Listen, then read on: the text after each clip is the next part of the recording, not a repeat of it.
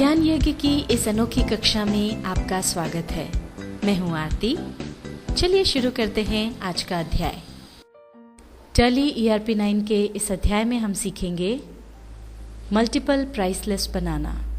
पिछले अध्याय में हमने सामान्य प्राइस लिस्ट बनाना सीखी, जिसमें कि सभी तरह के ग्राहकों के लिए हमने किसी भी एक पर्टिकुलर आइटम के लिए क्वांटिटी के हिसाब से अलग अलग रेट्स तय किए थे।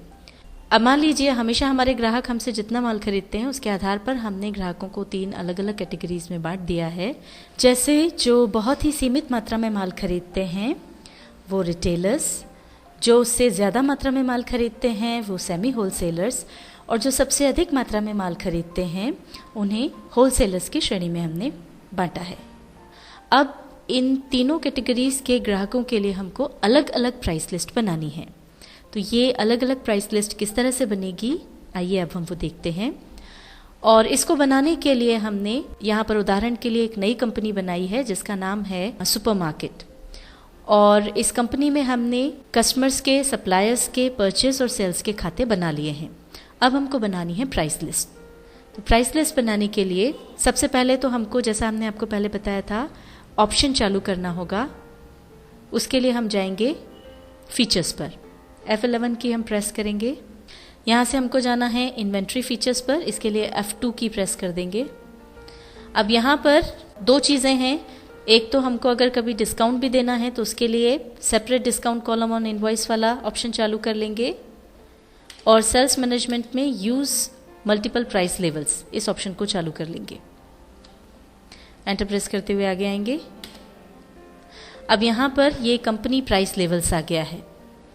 पहले हमने यहाँ पर केवल प्राइस लिस्ट लिया था, पर अब हम 3 अलग अलग जो हमारे लेवल्स हैं वो हम यहाँ पर ले लेंगे। पहला है रिटेलर्स, दूसरा है सेमी होलसेलर्स, और तीसरा है होलसेलर्स। एंटर प्रेस करेंगे। इसी तरह से अगर और कोई कैटेगरीज भी हों तो वो भी आप यहाँ पर डाल सकते हैं। ऐसे अलग अलग प्राइस लेवल्स आप बना सकते हैं। अब एंटर प्रेस करके हम वापस इन्वेंट्री फीचर्स पर आ जाएंगे, और इसको अब एक्सेप्ट करने के लिए कंट्रोल A प्रेस कर देंगे। ये प्राइस लिस्ट का ऑप्शन जो है वो हमारा चालू हो गया है। अब एस्केप की दबाते हुए बाहर आएंगे। अब प्राइस लिस्ट हमको बनानी है तो सबसे पहले हम जाएंगे इन्वेंट्री इन्फो पर। अब इन्वेंट्री इन्फो में यहाँ देखिए कि चूंकि हमने फीचर्स में ऑप्शन चालू किया था इसलिए प्राइस लिस्ट ऑप्शन तो हमको यहाँ दिख रहा है, पर जैसा कि पिछले अध्याय में हमने आपको बताया था कि अगर स्टॉक आइटम्स के खाते नहीं बने होंगे तो ये ऑप्शन होने के बावजूद चालू नहीं होगा। ये धुंधला दिख रहा है, इसका मतलब ये ऑप्शन हम अभी यूज़ नहीं कर सकते हैं।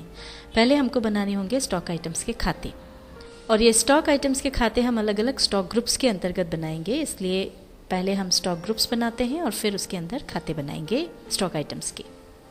इसके लिए हम जाएंगे स्टॉक ग्रुप्स पर, और चूँकि हमको ज़्यादा खाते बनाने हैं इसलिए हम मल्टीपल स्टॉक ग्रुप्स चुन लेंगे। इसमें ले लेंगे क्रिएट। अंडर ग्रुप में हम ग्रुप चुन लेंगे ऑल आइटम्स। तो पहला स्टॉक ग्रुप हम ले रहे हैं ग्रोसरीज। अब यहाँ पर ये आएगा under primary group. Enter press करेंगे। अगला स्टॉक ग्रुप हम ले रहे हैं इलेक्ट्रिकल आइटम्स। ये भी प्राइमरी ग्रुप के तहत आएगा। इस तरह से और जितने भी स्टॉक ग्रुप्स आपको बनाने हैं वो यहाँ पर आप बना लें और फिर इसको एंटर करके एक्सेप्ट कर लें। अब हम यहाँ से बाहर आ जाएंगे स्केप की दबाते हुए। ये हम आ गए इन्वेंट्री इन्फो पर। अब हमको स्टॉक आइटम्स के खाते बनाने हैं, तो स्टॉक आइटम्स हम चुन लेंगे।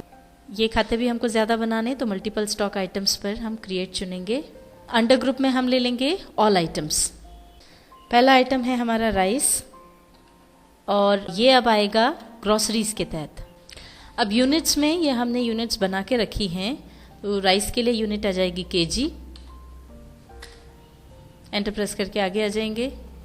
राइस की तरह ही और जो दूसरे आइटम्स हैं वो भी हमने यहाँ पर लिख लिए हैं, और अब हम इसको एक्सेप्ट कर लेंगे कंट्रोल A से। स्केप की दबाते हुए यहाँ से बाहर आ जाएंगे। अब यहाँ पर आप देख सकते हैं कि हमने स्टॉक आइटम्स के खाते बना लिए हैं, तो खाते बनते ही ये प्राइस लिस्ट का जो ऑप्शन है वो चालू हो गया है। अब प्राइस लिस्ट बनाने के लिए हम जाएंगे प्राइस लिस्ट पर। अब यहाँ पर लिस्ट ऑफ स्टॉक ग्रुप्स आ जाती है। अब इसमें जिस भी स्टॉक ग्रुप के आइटम्स आपको लेना है, जिनकी प्राइस लिस्ट बनानी है, वो ग्रुप आप चुन सकते हैं।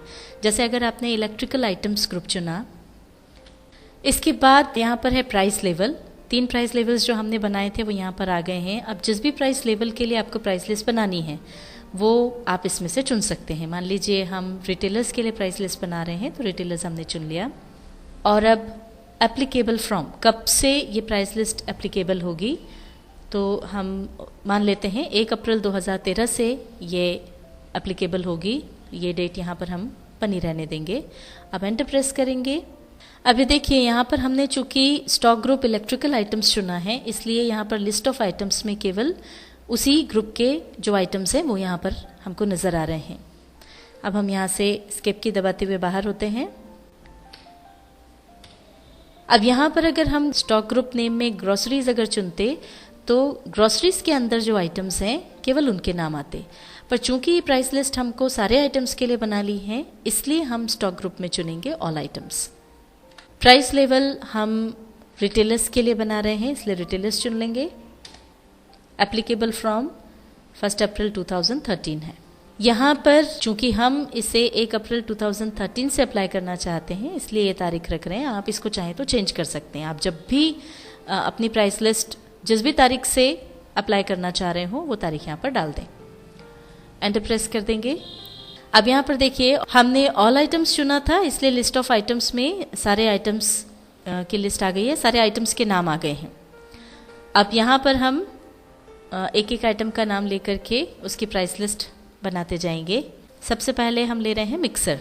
यहाँ पर राइट हैंड साइड पर जो कॉलम है कॉस्ट प्राइस, इसमें हमने लास्ट खरीदी जितने में की है यहाँ पर उसका प्राइस आ रहा है। तो हमने पर पीस जो है 1000 रुपीज़ में खरीदी इसकी की है, और अब यहाँ पर उसके हिसाब से हमको अपनी प्राइस लिस्ट तैयार करना है। तो सबसे पहले मिक्सर के लिए हम पहली रेंज जो ले रहे हैं वो है 0 to less than 10। अगर ग्राहक मिक्सर के 10 पीसेस के अंदर अंदर खरीदेगा तो उसके लिए हम रेट रख रहे हैं 1300 रुपये पर पीस। रिटेलर्स को हम कोई डिस्काउंट नहीं दे रहे हैं। एंटर प्रेस करके आगे आ जाएंगे। अब अगर वो 10 से लेस देन 20 पीसेस लेता है, मतलब 10 से 20 के अंदर अंदर अगर वो खरीदता है मिक्सर, तो यहाँ पर रेट हम उसके लिए लगा रहे हैं 1250 रुपये पर पीस। इसके लिए भी डिस्काउंट नहीं है। और अगर वो 20 या 20 से ज़्यादा पीसेस खरीदता है तो हम उसे 1200 रुपये प्रति पीस के हिसाब से माल बेचेंगे। डिस्काउंट हम यहाँ भी नहीं दे रहे हैं। जिस तरह से हमने मिक्सर के लिए प्राइस लिस्ट तैयार की थी, उसी तरह से हमने बाकी जो हमारे आइटम्स थे फैन, राइस, शुगर, उनके लिए भी प्राइस लिस्ट तैयार कर ली है। अब इस पूरी प्राइस लिस्ट को एक्सेप्ट कर लेंगे Ctrl+A प्रेस करके। अब जिस तरह से हमने रिटेलर्स के लिए प्राइस लिस्ट बनाई थी, उसी तरह से अब हमको सेमी होलसेलर्स के लिए प्राइस लिस्ट बनाना है। तो स्टॉक ग्रुप नेम में तो हमने ऑल आइटम्स चुन लिया है क्योंकि सभी के लिए हम बना रहे हैं। एंटर प्रेस करेंगे। अब प्राइस लेवल में हम चुन लेंगे सेमी होलसेलर्स। एप्लीकेबल फ्रॉम 1 अप्रैल 2013। अब यहाँ पर हम सबसे पहले आइटम ले रहे हैं मिक्सर। 20 पीसेस तक अगर ग्राहक हमारा खरीदता है मिक्सर तो उसके लिए हम रेट रखेंगे 1200 रुपये, और यहाँ पर हम उसको 1% डिस्काउंट भी दे रहे हैं। 20 पीसेस से 40 तक अगर वो खरीदता है, मतलब 40 के अंदर अंदर अगर वो पीसेस खरीदता है तो 1200 रुपये ही रेट रहेगा, पर इस बार डिस्काउंट 2% रहेगा। और 40 पीसेस से ऊपर खरीदने पर रेट रहेगा 1200 रुपये ही, पर डिस्काउंट 3% दिया जाएगा। ये मिक्सर के लिए हमने प्राइस लिस्ट तैयार की, और इसी तरह से हमने हमारे जो दूसरे आइटम्स थे उनके लिए भी प्राइस लिस्ट तैयार कर ली है। अब इसको हम एक्सेप्ट कर लेंगे Ctrl+A प्रेस करके। जिस तरह से हमने सेमी होलसेलर्स के लिए प्राइस लिस्ट तैयार की, उसी तरह से हम होलसेलर्स के लिए भी प्राइस लिस्ट तैयार कर लेंगे। ये देखिए, ये होलसेलर्स के लिए हमने प्राइस लिस्ट तैयार कर ली है। अब स्केप की दबाते हुए यहाँ से बाहर आ जाएंगे। टैली ERP9 के इस अध्याय में हमने सीखा मल्टीपल प्राइस लिस्ट बनाना।